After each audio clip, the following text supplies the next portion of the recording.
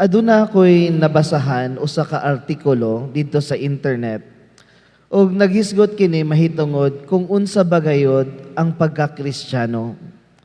And I would like to quote the author when he said, "A Christian is a mind through which Christ thinks, is a heart through which Christ lives, is a voice through which Christ speaks, is a hand through which Christ helps." In other words, this author is saying na ang usa ka Kristiyano mupuyo sumala sa kinabuhi ni Jesus. Mupud kini ang giingon ni San Juan Maria Vianney mahitungod sa pagkapari.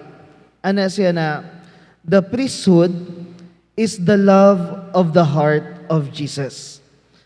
I believe he was not only talking about priests, but kanatong mga Kristiyano who received the common priesthood of Jesus through the virtue of our baptism.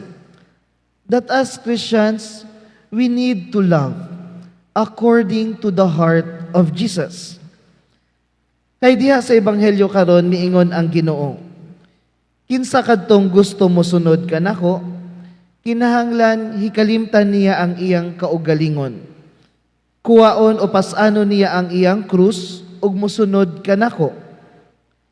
Niining maong pulong si Jesus nag-ingon nga seryoso gayud ang pagsunod kaniya. It is a serious matter to follow Jesus. Kay dakong hagit ang pagpasan sa krus sa kinabuhi. Tungod kay kini nga ebanghelyo naghisgot bahin sa plano sa Dios. Alang kanato nga magkinabuhi kita, nga hingpit alang kaniya. Apan unsaon man nato pagpuyo nga hingpit nga kinabuhi? To live the fullness of life. Una atong sabton, unsa bagayoy buot ipasabot sa pagpuyo nga hingpit? How can we truly say that I am living fully? Timan-an nato mga igsuon that we are created in God's image and likeness. And the fullness of life can only be found kung atong puy-an ang imahen ug kasamahan sa Dios diha sa atong kinabuhi. Kaya ang pagpuyo nga hingpit nagpasabot nga magbuhat kitag maayo. Sumala sa atong maaamahan nga atoa sa langit na maayo. Ang matag Kristohanon gitawag aron mahimong usa ka santo, usa ka balaan. Ang matag Kristohanon gitawag aron mahimong mapinanggaon sa uban, labaw sa tanan sa mga nanginahanglan. Ang matag Kristohanon gitawag aron mobuhat sa tanan nga paagi nga walay pagduha-duha sa tanang panahon.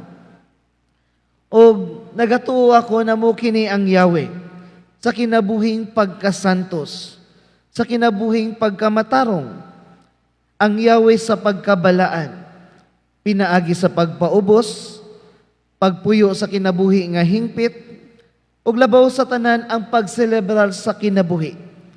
To celebrate life, to live life fully, in accordance with God's image and likeness. O ikaduha, mao ang lalom nga paghigugma, to love deeply. Kay kasagaran nato nga nag-ingon nga kita nahigugma gamit ang atong kasing-kasing. Gani mo ingon kita na panagsa kung napul-an na ang atong kasing-kasing, makasangpit kita. Wala na ko nahigugma kaniya o napul-an ako. Apan sa pagkatinuod, ang atong gipasabot, dili magyod na wala kita nahigugma. Kundili wala na nato nasinati ang kalipay sa paghigugma.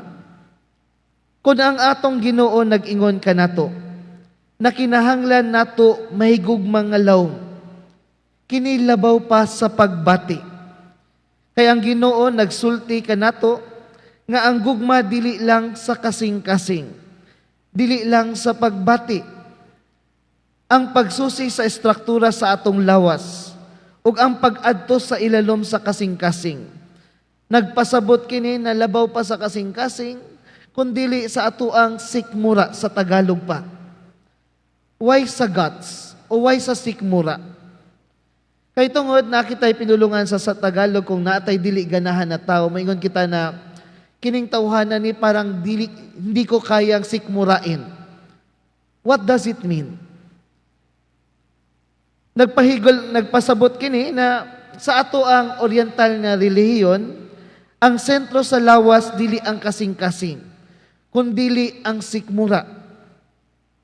Kini ang sikmura o kini ang kalooban.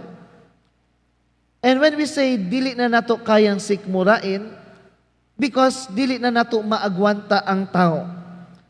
Apan si Santa Teresa of Calcutta, ningon siya na to love the unlovable. To love those people na dili nato kayang sikmurain. But who are these people that we need to love, and who are those unlovable people? Gani walay lain, they are the poorest of the poor. Ambot lang kung na-experience ninyo ng mga tao na imo ng tabangan, pero ikaw pa'y dauton, ikaw pa'y libakon, and the poorest of the poor sometimes, they are the most ungrateful people. Muning hinungdan kay a little background of this, kay si Santa Teresa of Calcutta, dito sa Calcutta, while helping the poor, ang iyang mga kaubanang mga madre, nagreklamo kaniya na ano man kaning mga tawhanan ni na imong tabangan, ikaw pa pagasadaan. They're very ungrateful people. Gani ang mga madre ni reklamo sa iya na, why do we need to help them if they are ungrateful? And the response of Saint Mother Teresa, to love the unlovable. Gani gidugang niya na to love until it hurts, and to love more until it hurts no more. This is our vocation. This is our cross. Ang paghigugma sa mga taong dili nato kayang sikmuraon sa atong kinabuhi. Kay mo ka ng dalan sa pagkabalaan. Kay tinuod dili sa tanang higayon ng mga lagad kita sa simbahan, na it's smooth sailing.